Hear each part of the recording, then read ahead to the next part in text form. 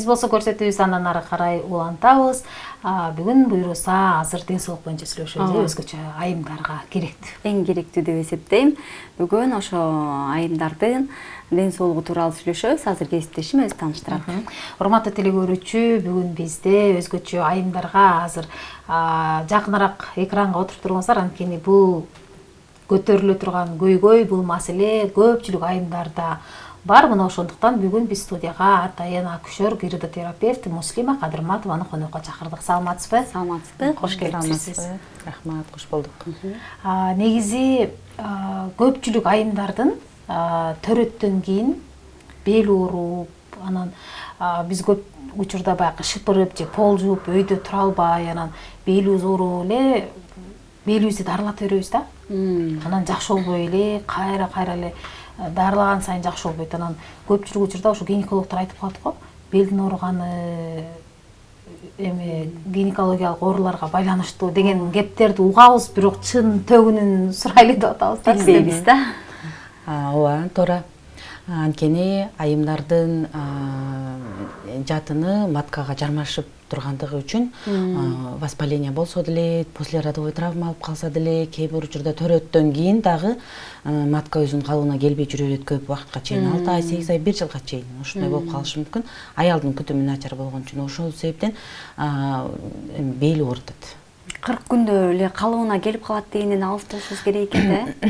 40 күндө калыбына келет негизи, өзү калыбына келип калат. Бирок ошол учурда айымда воспаление бар болсо, инфекциялык дагы проблемалар болсо, же болбосо бактерия, вирустук оорулар менен бир аз жабыркаган болсо, анда матка өзүнүн формасына келе албай бир аз кыйналат. Кыйналат. Сиз көбүнчө гинекологиялык кайсыл ооруларга басым жасайсыз, көбүнчө айымдар кандай көйгөй менен сизге келишет?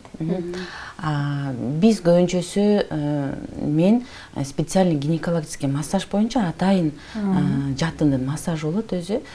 Ошол боюнча экспертмин. Анан мага көбүнчө ошол жатын көтөртүү боюнча, жатын проблемасы боюнча бардык эле ооруларды карайбыз негизи. Анан көбүнчөсү бесплодие менен келишет. Анан айымдар көбүнчөсү айызы келбей калышат. Жаш болуп эле айызы келбей калган учурларда биз жардам көрсөтө алабыз толук түрдө. Жанагы төрөттөн кийин калыбына келбей калат деп атпайсызбы? Анда эмне оор жумуш кылбай эле калыбына келтирсе болобу, же ошол учурда көнүгүү жасаганга болбойт да мисалы? Ошондой бизде азыр ушундай түшүнүк болуп калды да. Гимнастика жасасак, же болбосо массаж эле жасата турган болсок, биз деген жакшы болуп калат экенбиз деп айымдар көпкө чейин убактысында коротуп коюп атат. Ошону менен бирге кээ бир учурда кайра калыбына келбей турган деңгээлге да түшүп кетип атат да. Анткени мындайда биз гимнастика жасасак деле, массаж алсак деле, бул 40% жардам берет. Практикада 40% жардам берет. Качан 100% жардам берет гимнастика? Эгерде айымдарда воспалениени кетирген болсо, айым таза жүрө турган болсо, ошону менен бирге гинекологический атайын эмеден кароодон өтүп, там жатында кандай проблема жокпу, суук өткөн жокпу, ошолордун баарын аныктап, анан ошого тиешелүү леченияны ала турган болсо, мисалы үчүн тампон, свечи, там еще массаж, промывание ошолор менен бирге массажды ала турган болсо, же болбосо ушул лечениядан кийин, дарылоодон кийин гана массаж, гимнастика алса, анда 100% жыйынтыгын жардам берет, э? Сиз азыр айтып калдыңыз гинекологиялык массаж жасайм деп. Кайсыл гинекологиялык ооруларга ошол гинекологиялык массаж сунушталат? Эми сунушталганда баарын эле сунуштала берет. Бул только мен просто показаниясын айтып кетейин. Если миома бар болсо жасалбайт, эми аденомиоз, анан киста болсо, эгерде чоң размерде боло турган болсо, анда жасалбайт. Анткени кровотечение ачылып кетиши мүмкүн да. Кол менен жасалабы? Кол менен жасалат. Аппарат мененби? Жок, аппарат менен жасалбайт, кол менен жасалат. Анткени багы ич жатын байламталары өтө жумшак болгондугу үчүн бир гана колдун темпи менен гана жөнгө салып гана жасалат да. Урматтуу телекөрүүчү, эгерде сизде кандайдыр бир гинекологиялык ооруңуз бар болсо, же болбосо кайра дарыланып, же текшерилип, же балким цистит болуп атасыз, же балким дагы бир ооруңуз бар, дарыланып тажаган болсоңуз, же жөн гана консультация керек болуп жатса, анда экран астындагы номерлерге билдирүүңүздү калтырсаңыз, биз сизге бүгүн ушул түз эфирден акушер, гирудотерапевттен жооп берүүгө аракет жасайбыз. Эми сиз гирудотерапияны гинекологиялык ооруларга дагы колдоносузбу? Ооба. Аябай жакшы суроо болду. Биз дарылоо ыкмада көбүнчөсү табигый түрдө көп дарылайбыз. Андан кийин именно ошол гирудотерапия бул сүлүк курт менен дарылоо. Кыргызчасы сүлүк курт менен дарылайбыз. Сүлүк курттун шилекейинде ферменттер болот. 300гө чакын фермент бар. Бир эле учурда матканы сокращение кылат, гормондор менен иштеше алат.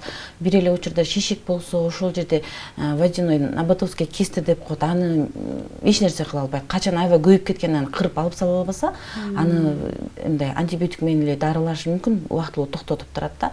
Сүлүк менен именно ошол кисталарды жок кылганга жакшы жардам берет. Эми сүлүктүн эмеси спектры гинекологияда аябай көп колдонулат. Көпчүлүк гинеколог врачтар дагы колдонушат. Анткени гормондорду, эндометрийди өстүрүүдө АМГны да жогору көтөрүүдө гормондор бар өзү гинекологияга тиешелүү, ошолорду нормага келтирүүдө сүлүктүн шилекейиндеги ферменттери аябай жакшы жардамга келгендигине байланыштуу биз колдонобуз аны. Канча күн коюлат ал? Эми ар бир адамдын өзүнүн оорусуна байланыштуу болот. 1-2 жолу, максимум 4 жолу, 5 жолго чейин болушу мүмкүн. Бирок адамдын сөзсүз түрдө оорусуна биз көз каранды болобуз, ошого карата гана сунуштайбыз. Бул жакта суроо бар экен, циститти дагы сүлүк менен дарыласа болобу? Өтө кетпей жүргөн цистит болсо, сүлүктүн шилекейинде дагы инфекцияга каршы ферменттери бар. Бир эле учурда антибиотик терапия дагы калат, анан бир эле учурда сүлүк курт дагы коюлат. Анан өзүнүн келе турган күндөрү болот, курс лечения 3 айдан кийин да кайталанышы мүмкүн. Толук түрдө айыгып кетсе болот, циститтен коюлса болот. Азыр айымдардын арасында жана жатын түшүү, көйгөй аябай көп десем болот да. Көрүп кандай даражада экенин кантип аныктайсыз? Канчанчы даражасына чейин жардам бере аласыз? Мисалы ошол эле сүлүк, анан массаж аркылуу да. Биринчи, экинчи степенге гана жардам бере алабыз. Эгерде андан жогору даража боло турган болсо, анда только маселени хирургиялык жол менен чечишке туура келип калат. Анткени өтө түшүп калган жатын деле көтөрүү бул оңой эмес. Ал эми канча жылдап болот да. Ал эми биринчи, экинчи даражада болсо, анда оңой болот, жеңил болот. Бизге дагы бир эле учурда укол капельница, аны менен бирге тампон, промывание, физлечение алат, сүлүк курт алат, бир эле учурда 5-6 түрлүү лечение алат да. Ошонун натыйжасында анан матка көтөрүлөт. Анан көпчүлүк ойлоп калат да, сиз просто эле матканы сыртынан эле денеден эле көтөрүп койсо, кайра калыбына келип калабы? Анан канча соом бир эле жолу көтөрүү. Мисалы үчүн 5-6 ай жыл, эң азы 6 ай да.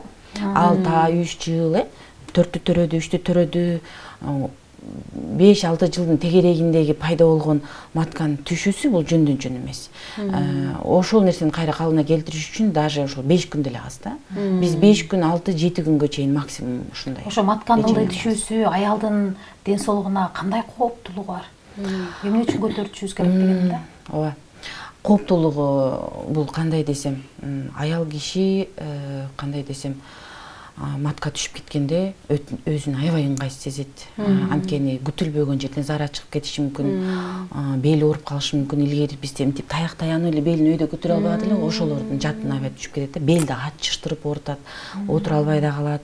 Мындай өтө ыңгайсыз болот. Кээ бир учурда айымдар айтпайт, түшүп калган эч кимге билдирбегендиги үчүн баягы жатын сыртка чыгып калгандыгына байланыштуу дагы ар кандай онкологический ооруларга чейин кетип калышы мүмкүн. Бул нерсе аял кишиге өтө эле кооптуу.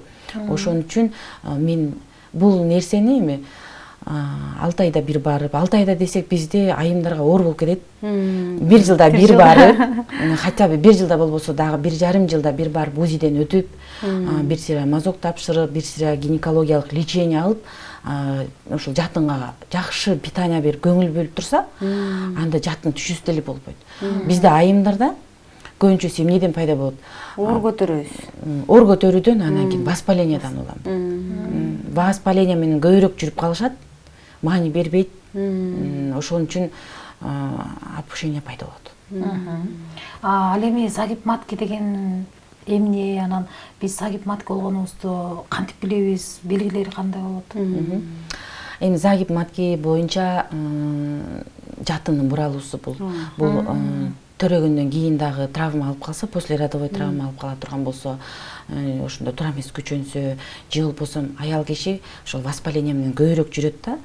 Мисалы үчүн биз коланы ичкенде, пепсини ичкенде, газированный напиток ичкенде мурдубуздан газ чыгып, жиркенип барып анан көнөбүз го. Ошол жатындын ичинде деле воспаление болгондо, ошол выделениянын арасында коки, гриппки, инфекция ошонун ичинде алар паразиттер да. Курттар жашайт ошонун ичинде, өңкүр кылып жашап алышып, анан кийин биздин ичибиздеги ошол курттар 3 мм этибизге кирет, 3 мм чыгат. Анан ал жер дряблый болуп калат да. Алар канга да өтүп кетет. Канга өтүп кеткен аял киши ар кандай жаман оорулар менен өзү деле билип калат, кандай кыйналып баштайт. Мында ошол учурда сөзсүз түрдө антибиотик кылыш керек, свечи салыш керек, еще плюс массаж можно. Анан мына ушундай воспаление күчөп кеткен учурда дагы багы эмеден вирус, бактериялардан улам, грибоктордон улам жатын жыйрылат, жийркенет. Буралып калат экен да. Жийркенип өзүн тартып отуруп, анан кийин ошол биздеги эмне деп коет, бизде прямая кишка бар го, ошону кыргызчасы кандай болуп калат, ошону ийилип басып калышы мүмкүн, же болбосо табарсыкты оң жака, сол жака карап калышы мүмкүн. Ошол учурда аял киши кээ бир учурларда, эми көп эмес, кээ бир учурларда төрөй албай калышы мүмкүн, загиб матки болгондо бели оорутушу мүмкүн, цистита боло бериши мүмкүн, ар кандай мындай ыңгайсыздык жаратат аябай аял кишиге. Боюнда болбой калууга түздөн түз деле таасирин тийгизет экен да, бул нерсе. Түздөн түз таасирин тийгизет. Кээ бир учурларда загиб матки менен төрөгөн айымдар көп. Өзүбүз кээде загиб матки болгонун билбей деле калабыз. Бул жатындын буралуусу да. Жатын ар кандай воспаление болгондо, оор көтөргөндө буралып деле калып, биз өзүбүз билбей жүрө беребиз. Анан белибиз оорутса, кастоправка барып эле салдырып кыйналып калып атпайсызбы? Жок, биринчи гинекологияга барып, көзөмөлдөн өтүп, бир сыйра анан лечение алып, бир сыйра кичине азыраак эле массаж кылып койсо эле уже 5-6 жылга чейин жакшы жүрө берет айымдар. Демек, матка буралып калганда же ордунан козголуп түшүп кеткенде сөзсүз аялдын бели ооруйт экен, өйдө болуп ылдый болгондо кыйналат экен, бел уюп ачыштырып ооруйт экен, бир жерде түз отура албай калат экенсиң, балким кайра цистит болушу мүмкүн экен. Бизде болсо суроо бар экен, эми несдержание мочени дагы сүлүк менен дарыласа болобу деп суроо келип. Болот, түздөн түз болот. Бул анткени жыйынтык бергенде, ошол несдержание мочеде 2-3 жолу койгондо жакшы жардам берет. Анткени айтып атпайсызбы, эмне үчүн гиродотерапия ошол гинекологияда колдонулат? Анткени ошол мышцаларды сокращение кылып берет. Жатындын мышцасы болобу, кандай мышца болсо деле регенерация деп коет, ойготот. Клеткаларды ойготуп берет, нервтерди ойготуп берет. Мисалы үчүн восстановление кылат, неврит болуп калса деле, бети тартылышып калса, сүйлүк койсо ойготуш керек да. Жакшынакай болуп, өзүнө келип, көз ирмегенде да тырышып калып атпайбы? Ошолордун баары кайра калыбына келип атпайбы? Ошол сыяктуу эле маткага сүйлүк коюлганда, несдержание мочи болуп атса, сүйлүк коюлса, нервтер кайра калыбына келет, воспаление да кетет, еще плюс андан арылып калат. Сүйлүктөн аллергия болгон учурлар болбойбу адамдарда? Болот. Болот, 10 миңден бир адам болот. 10 миң адам келсе, ошонун ичинде бирөөсү аллергия болушу мүмкүн. Андай учурларда бизде коопсуздук чаралар бар. Анткени сүйлүккө аллергия кеткен мезгилде сөзсүз түрдө табигый да бул. Табигый болгондугу үчүн белгилери азыраак болот. Аллергиялык анафилактический шок деп коет, ага жетпейт. Бираз белгилери болгондо эле таблетка берип койсок, ал уже кайтып калат. Ал өтө деле коркунучу жок. Урматтуу теле көрүүчүлөр, айрыкча айымдар, эгерде сизде гинекологиялык оорулар боюнча сурооңуз болгон болсо, экран астындагы номерлерге калтыра бериңиз. Биз болсо сиздин сурооңузга жооп берүүгө аракет жасайбыз. Бул жакта мындай суроо бар экен. Кальпит, мастит дегенде дагы сиз дарылайсызбы дейт. Дарылайбыз, аны дагы кальпитке да карайбыз, кандай оору? Түшүнүп берип кетсеңиз.